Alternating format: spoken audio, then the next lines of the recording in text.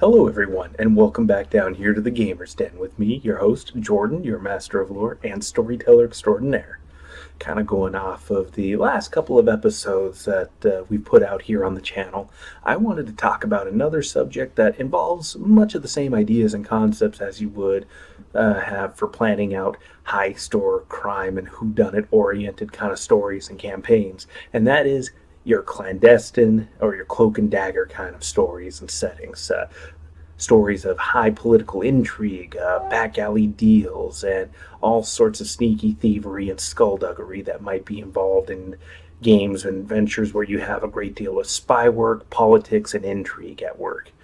Now, to start it off, and I'm going to try to break this up in some smaller chunks so we have a couple of episodes revolving around this here in the coming weeks. But to start us off here, I wanted to talk about some of the mistakes that are typically made with this type of a story. And number one, and this is the easiest mistake to make when it comes to games of intrigue and any type of sneaky political backstabbery sort of campaigns, and that's the conspiracies.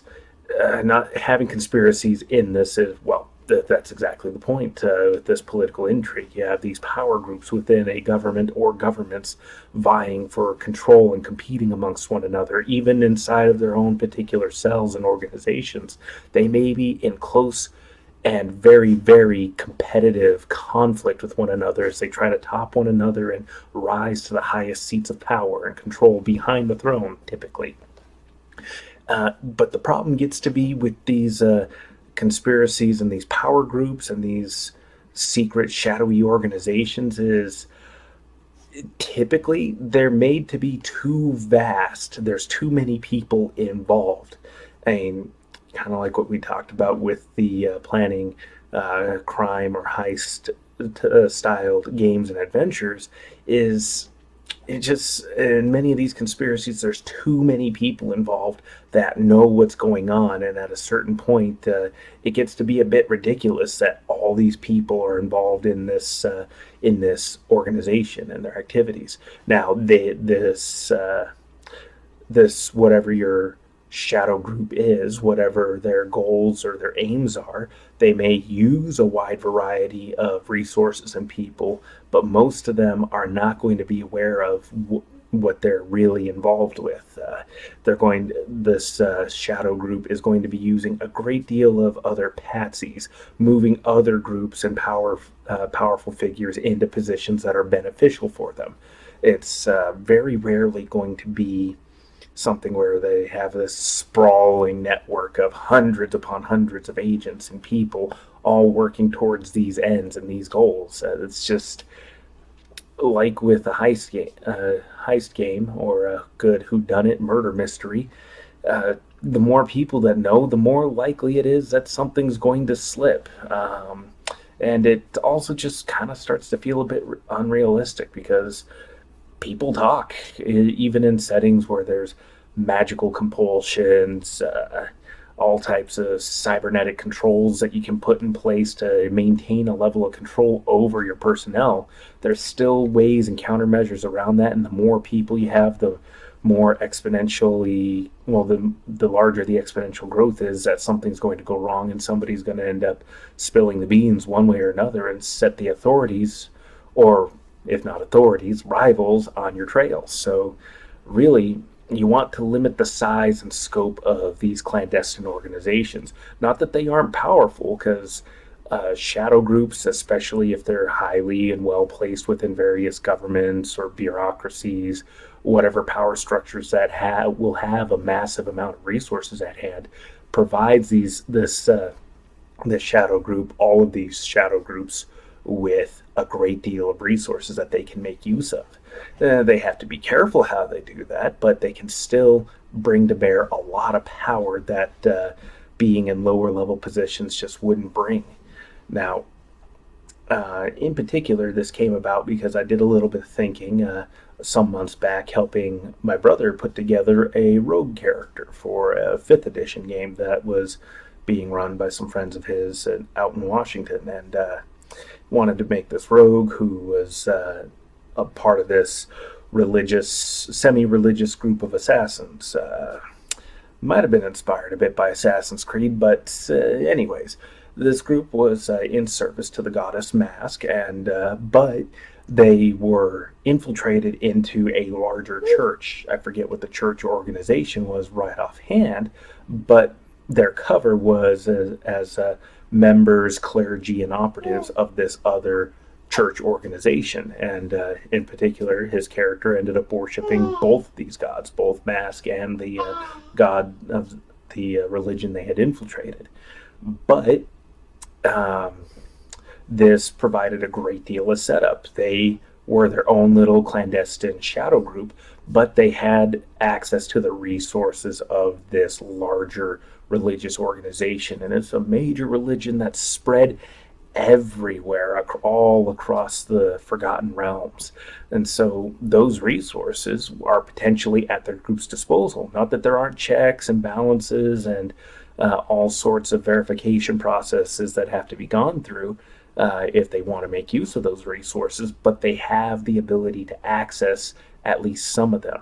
If nothing else, they can access a lot of information. And since this is a group of assassins, information is inherently useful. It's just always going to be useful, that level of information. And not only that, but the access that it gives them to various other people, in particular powerful people that worship this particular religion, is inherently valuable. That level of access is incredibly useful, and it also prevents them from directly having, this hundreds and hundreds and hundreds strong network that can potentially be exposed by any number of rivals, enemy agents, or what have you over the course of gameplay. It's really just this core of about 8 characters total. My brother's player character and a couple of NPCs that worship right along with him in this little shadow group that he's a part of. It really limits the amount of exposure that they will get, especially since this little cell is part of a larger organization. It's embedded deep within and is hidden, and its activities are masked by this larger organization. Why were these particular priests in this particular town on the day of this murder? Well, there's a church there. These were visiting missionaries. It's very easy to explain. It gives them a ready and usable alibi for whatever activities they would want to undertake. And that's exactly what you want to do with running your political intrigue and mystery sort of campaigns, anything like this. Don't think about a massively powerful group. Think about a well-connected, small, but still powerful group embedded within a larger whole. And that embedding is massively important because, like I said, it provides cover, it provides a certain amount of insulation. Sure, the members have to kind of tiptoe around a little bit, but if they're highly placed, they can easily clear themselves and create their own reasons for acting and utilizing resources in particular ways that benefit this smaller shadow group. As well as benefit this larger organization that they're a part of, because the more powerful the larger masking organization is, the more powerful the smaller clandestine group is. And not only that, but it extends out in this ever-expanding chain because, take the church organization as an example. This particular church, if I remember right, was a lot on healing and caring for the sick, the injured, the poor, really deeply believing do-gooder types. So these priests go out and they make friends with and they tend to and care for the various poor, sick, and injured. Well, that taps you into a larger network of people that way, because if these particular group of assassins, these rogues embedded within this larger church organization, are out there making friends, being friendly to, and providing care for the downtrodden, the forgotten, and the various sorts of beggars out on the streets, that gives them an even still wider and larger network. Potentially even in some cases, a place to lay low or hide out, a way to mask their activities yet again. If you inspire that kind of loyalty in people, priest comes running down and is like, the police are after me. I have no idea why. They'll be more inclined to help the priest that has been repeatedly bringing them food, using their magic to heal their sick and their wounded, over the city guards that forget about them, beat them, jail them, whatever. They're going to inherently just be more helpful. And not only that, but if they it's a larger information network as well. As very few people are sadly not inclined to pay much attention to the homeless. A lot of people are uncomfortable looking at them, do their best to try to avoid them, so nobody really bothers if they see them digging in the dumpsters out back behind the building, thinking, well, they're just looking for cans or food or whatever they may need.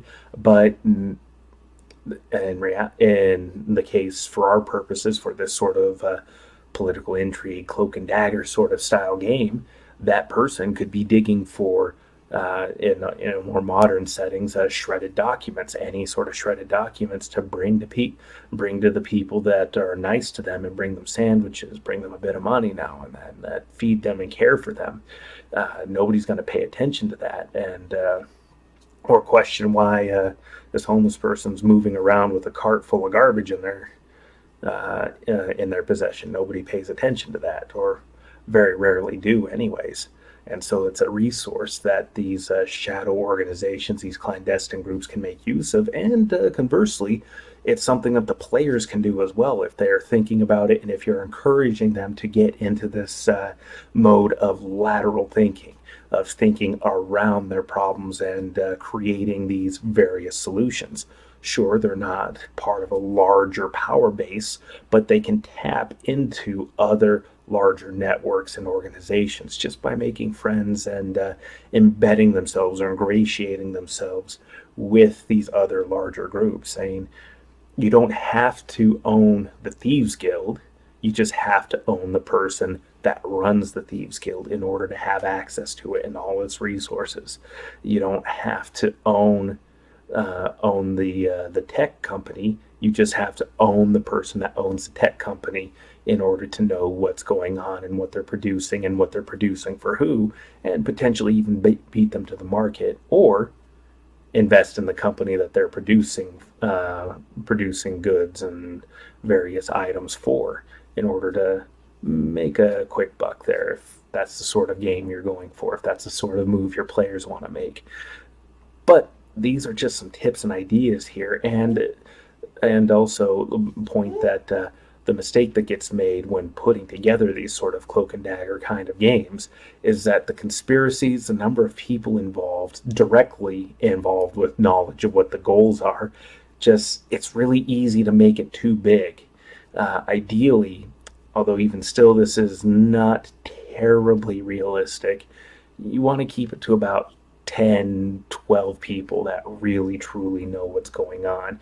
Maybe they have some mercenaries or hired hands available to them, but these typically will not be people that are fully aware of what this particular group's activities are. In fact, all these mercenary groups or these private soldiers may know is that they're in service to one person, and they just go and carry out whatever the job is. So in this way also, this helps expand the size and power of the group, even though it's compartmentalized, it's broken up, it's the left hand doesn't know what the right is doing. The brain knows what the left and right are doing, but the left and right have no idea what the other is going on about at all.